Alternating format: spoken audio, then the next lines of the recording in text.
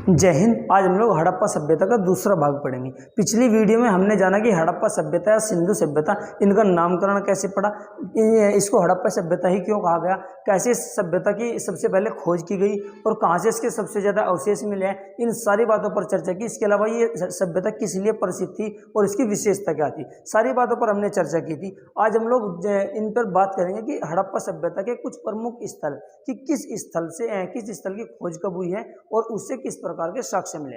आपके एग्जाम्स में वीडियो बहुत छोटी रहेगी, लेकिन आपके एग्जाम्स में यहाँ से क्वेश्चंस बहुत ज्यादा बनते हैं कि किस स्थल से किस अवशेष की प्राप्ति हुई है या कहाँ से क्या चीज खोजी गई है। चलिए खैर शुरुआत करते हैं। इसके अलावा मैं आपको बता दूं, खोज आपसे कम पूछी जाती है, खोज 1 या 2 की पूछी जाती है, लेकिन ज्यादातर आपसे स्थल से ये पूछा जाता है कि इस स्थल से किस चीज के अवशेष मिले। चलिए शुरू करते हैं। पहला आपका हड़प्पा।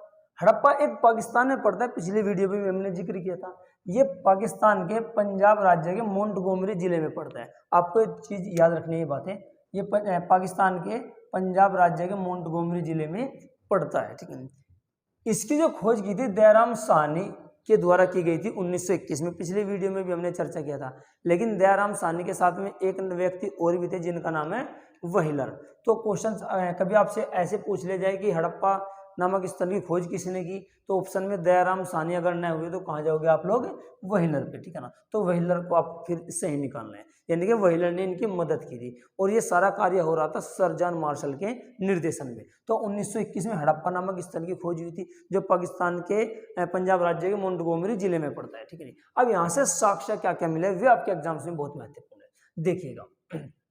एक तो नटराज शिव की मूर्ति मिली है, जो नटराज शिव भगवान शिव थे उनकी मूर्ति मिली है। इसके अलावा उर्वरता की देवी की एक तरह से एक चित्र मिला है, ठीक है।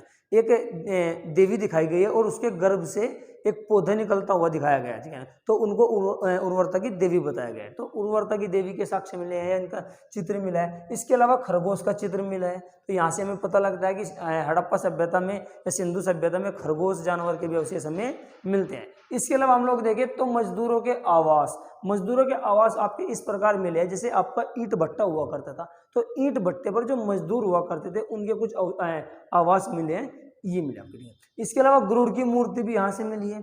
इसके अलावा तांबे की इक्का घड़ी है। क्वेश्चन आपके एग्जाम्स में यहाँ से कई बार बना हुआ है, आप लोग इनको चीजों को नोटिस कर लेना। देखिए हड़प्पा सभ्यता से क्या क्या मिला है। एक नटराज शिव की मूर्ति मिली है, इसके अलावा उर्वरता की देवी मिली है, इसके अलावा खरगोश का चित्र मिला है, इनके सबके एक साक्ष्य मिले हैं, मजदूरों के आवास मिले हैं, गरुड़ की भी मूर्ति मिली है और तांबे की इक्का गाड़ी आपकी कहाँ से मिली है, हड़प्पा सभ्यता से मिले। आप सभी लोग जानते हैं हड़प्पा सभ्यता एक आपकी कांस्य युगीन सभ्यता थी, यानी कि हड़प्पा के वासियों को तांबे में टिन मिलाकर के कांस्य धातु बनाने का ज्ञान था। क्वेश्चन आपसे कभी पूछा जाएगा।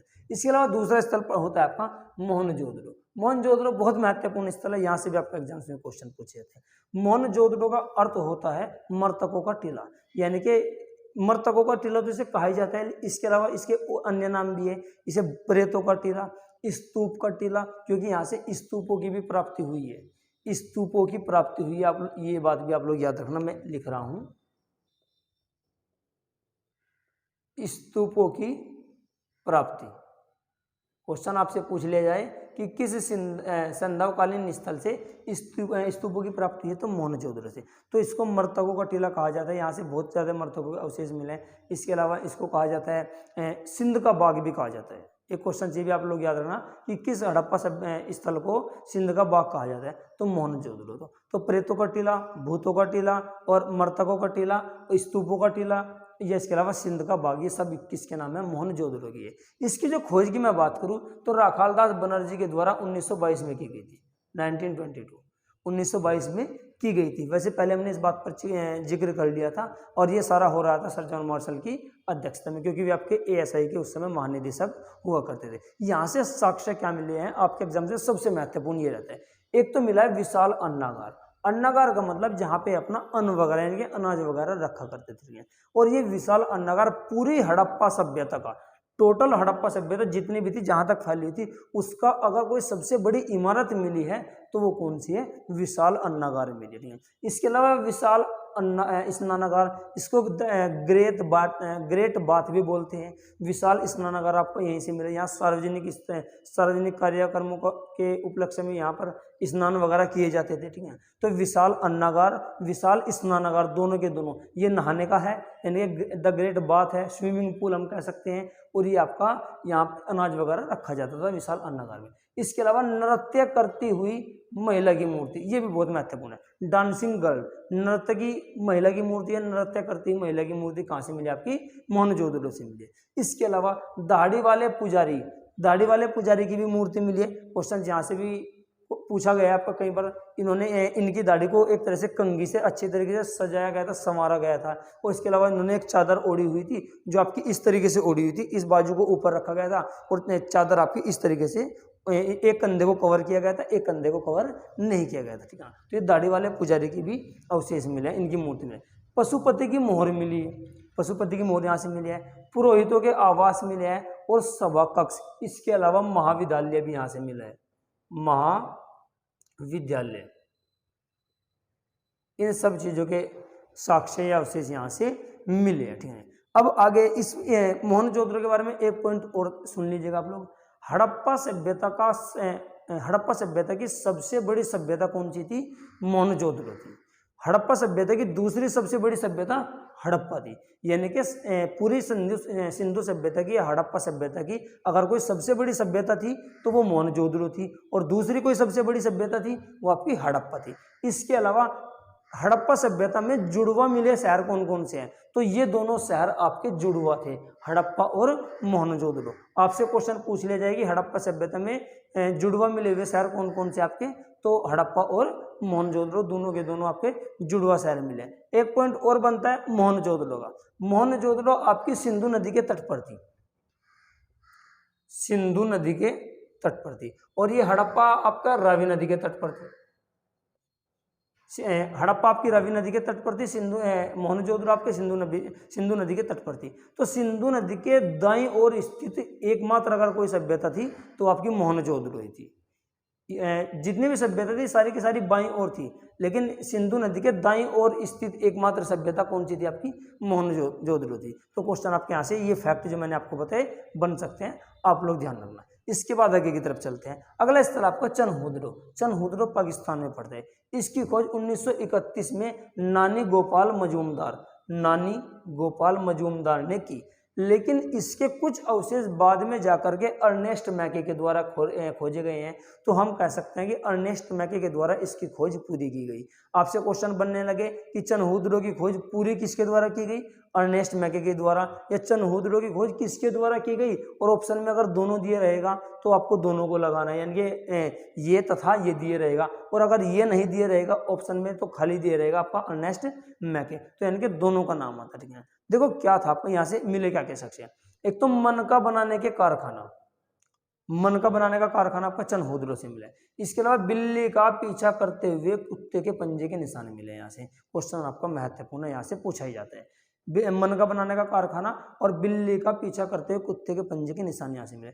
इसके अलावा सौंदर्य प्रसाधन का सामान का मतलब है कि एक तरह से जैसे आपका काजल, लिपस्टिक और आपका कंघा, उस्तरा, ये सारी चीजों के अवशेष मिले, यानी कि कॉस्मेटिक सामान यहाँ उस समय मौजूद था। तो आप समझ सकते हो कि सिंधु घाटी सभ्यता के लोग ऐसे वैसे नहीं थे, वे हमसे भी ज्यादा एडवांस थे। उस समय एक तरह से पूरा अपना ध्यान रखा करते थे। सौंदर्य प्रसाधन यानी कॉस्मेटिक का सामान यहाँ से मिला है। और मैंने अभी आपको बताया कि दाढ़ी वाले पुजारी के वही भी अवशेष मिले हैं। और दाढ़ी वाले पुजारी की जो दाढ़ी थी बिल्कुल एक तरह से कंघी से संवारी गई थी।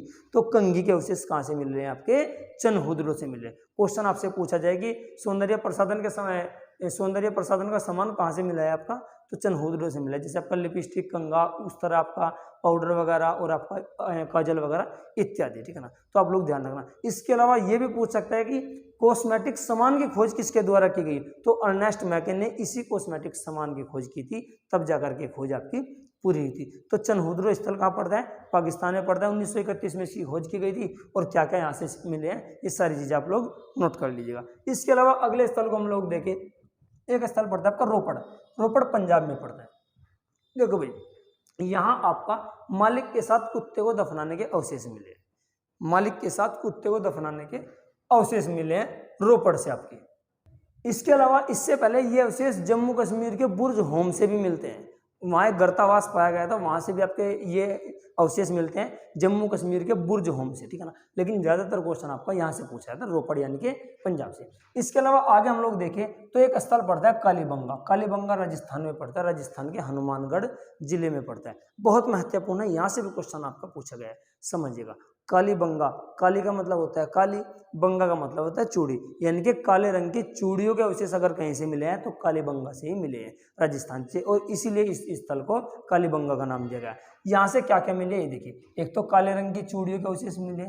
चलिए, एक मिश्रित प्रकार की खेती, क्वेश्चन आपका ये भी कई बार आया हुआ है, यानी कि मिश्रित प्रकार की खेती। मिश्रित प्रकार का मतलब ऐसे जैसे एक खेत को ऐसे जोत दिया गया और एक बार उसको ऐसे जोत दिया गया, तो इधर कुछ और उसमें उगाया गया है और इधर आपका कुछ और उसमें बो दिया गया है, ठीक है ना। तो दो खेती के साक्ष्य यानी कि मिश्रित प्रकार की खेती के साक्ष्य मिले। वर्तमान में भी मिश्रित खेती आपकी बहुत जगह पर चलती रहती है। इसके अलावा भूकंप के साक्ष्य मिले हैं। क्वेश्चन ये भी आपका बहुत महत्वपूर्ण है कि हड़प्पा सभ्यता के किस स्थल से भूकंप के साक्ष्य मिले हैं, ठीक है ना। इसके अलावा युगल शवदान मिला है, युगल शवदान मिला है, यानी कि दो लोगों को एक साथ दफनाने के अवशेष आपके कालीबंगा से मिले। आगे चलिए, एक स्थल पड़ता है अगला लोथल, गुजरात में। ये भी बहुत महत्वपूर्ण है। मैंने आपको जब लाइव आए थे तब बताया था कि लोथल एकमात्र ऐसी जगह थी जिसके घरों के दरवाजे मुख्य सड़कों पर खुला करते थे। और लोथल आपका इसका पूर्वी हिस्सा था और पश्चिमी हिस्सा दोनों के दोनों एक ही रक्षा प्राचीर से घिरे हुए थे, ठीक है। चलिए, एक तो ये बहुत बड़े स्तर पर ये आपका यहाँ बंदरगाह का, ये यहाँ पर जहाज आकर के रुकते थे बड़े स्तर पर, यानी कि एक प्रमुख बंदरगाह था, ठीक है। तो गोदीवाड़ा बोलते हैं जहाँ जहाज आकर के रुकते हैं। तो यहाँ से एक तो गोदीवाड़ा यानी कि डॉक यार्ड के अवशेष मिले हैं। इसके अलावा आटा चक्की के अवशेष यहाँ से मिले हैं। इसके अलावा घोड़े की मूर्ति के अवशेष मिले हैं। ध्यान रखना, घोड़े की मूर्ति के अवशेष यहाँ से मिले हैं, घोड़े की हड्डी कहीं और से मिलेगी, वो सारी चीजें मैं आपको आगे बताऊंगा, ठीक है जी। चलिए, गोदीवाड़ा, इसके अलावा आटा चक्की, इसके अलावा घोड़े की मूर्ति और हाथी के दांत, इसके अलावा चालाक लोमड़ी, 3 युग्मित समाधि और धान की भूसी। 3 युग्मित समाधि का मतलब है 3 लोगों को यहाँ एक साथ दफनाया गया था। एक तो ये पॉइंट, हालांकि क्वेश्चन आपका यहाँ से पूछा जाता है। कालीबंगा में भी आपका युगल शवदान मिला है और लोथल में भी आपका शवदान युगल यानी कि आपके 3 लोगों को दफनाया गया, लेकिन ज्यादातर पॉइंट आपका लोथल का पूछा जाता है। बाकी जैसा आपसे पूछेगा डिटेल में आप लोग कर लेना, दोनों ऑप्शन में शायद ही दिए रहते हैं। इसके अलावा धान की भूसी, धान की भूसी यहाँ से भी मिली है, धान की भूसी आपकी रंगपुर से भी मिलेगी आपकी, ठीक है ना। और याद रखने वाली बात यह है कि रंगपुर से धान की भूसी के अवशेष पहले ही मिल गए थे, लोथल से पहले, ठीक है जी।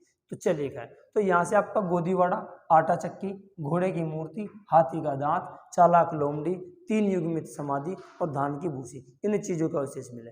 इसके अलावा अगला, अच्छा, लोथल प्रमुख बंदरगाह था, बहुत महत्वपूर्ण क्वेश्चन पूछा गया है। एक आपका सुतकांगे डोर और एक आपका लोथल, दोनों के दोनों प्रमुख बंदरगाह यहाँ के हुआ करते थे, यहाँ से भी क्वेश्चन आया हुआ है। इसके अलावा अगला स्थल आपका बनावली, बनावली आपका हरियाणा में पड़ता है। क्वेश्चन यहाँ से भी पूछे गए हैं। यहाँ मैंने आपको एक अपवाद भी बताया था कि सिंधु घाटी सभ्यता या सिंधु सभ्यता अपने जल निष्कासन पद्धति के लिए प्रसिद्ध थी, लेकिन एकमात्र ऐसा स्थल जहाँ से जल निष्कासन पद्धति के अभाव मिला है तो आपका बनावली हरियाणा ही है। देखो यहाँ से एक तो मिट्टी का हल मिला है, पॉइंट को नोटेट कर लेना, बहुत महत्वपूर्ण है। इसके अलावा उत्तम किस्म के जौ मिले हैं, ये भी पॉइंट आपके लिए बहुत महत्वपूर्ण है। मिट्टी का हल, उत्तम किस्म के जौ ये मिले हैं। इसके अलावा इसे समृद्ध लोगों का शहर कहा जाता था। समृद्ध लोगों का शहर का मतलब है यहाँ प्रत्येक मकान में से कॉस्मेटिक सामान यानी कि सौंदर्य प्रसाधन का सामान मिला है, इसलिए इसे आपका समृद्ध लोगों का शहर कहा गया है। इसके अलावा मैंने आपको बता ही दिया कि जल निष्कासन का यहाँ अभाव मिला है। चलिए आगे देखते हैं। अगला स्थल आपका रंगपुर, रंगपुर पड़ता है गुजरात में। आप लोगों को ये भी ध्यान रखना है कि ये स्थल पड़ रहे कहाँ है, किस जगह में हो रहे हैं।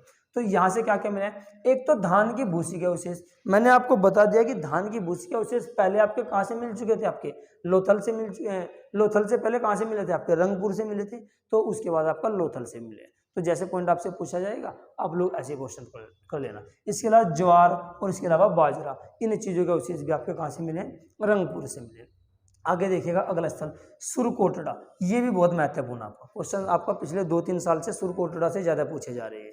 एक तो यहाँ से घोड़े की हड्डी मिली है, ये पॉइंट आपका बहुत महत्वपूर्ण है। घोड़े की मूर्ति आपकी लोथल से मिली है, घोड़े की हड्डी आपकी सुरकोटड़ा से मिली है। इसके अलावा एक कलश मिला है, कलश जो पूजा में प्रयोग किया जाता है ना, उसकी बात है, ठीक है ना। कलश मिला हुआ है। एक तराजू का पलड़ा मिला है यहाँ, ठीक है। तो तराजू का पलड़ा का मतलब सिंधु घाटी के लोग आपके परिचित थे आपके मापतोल प्रणाली से भी। तो तराजू का पलड़ा कहाँ से मिला आपका? सुरकोटड़ा से मिला है। इसके बाद एक स्थल पड़ता है आपका आलमगीर, उत्तर प्रदेश के मेरठ जिले में है, ठीक है ना, हिंडन नदी के तट पर है, ठीक है।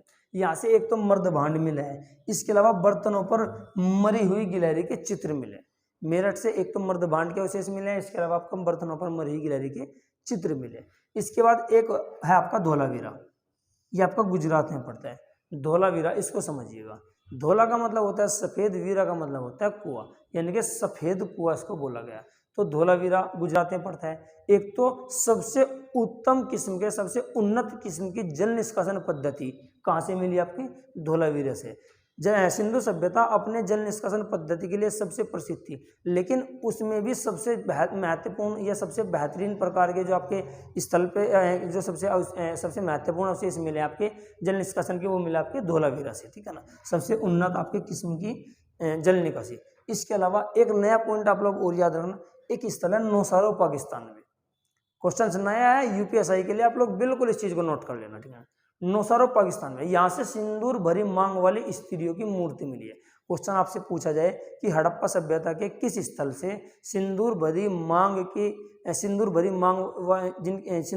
वाली स्त्रियों की जो मूर्ति मिली है, कहाँ से मिली आपको? वो नौसारो पाकिस्तान से मिली, ठीक है।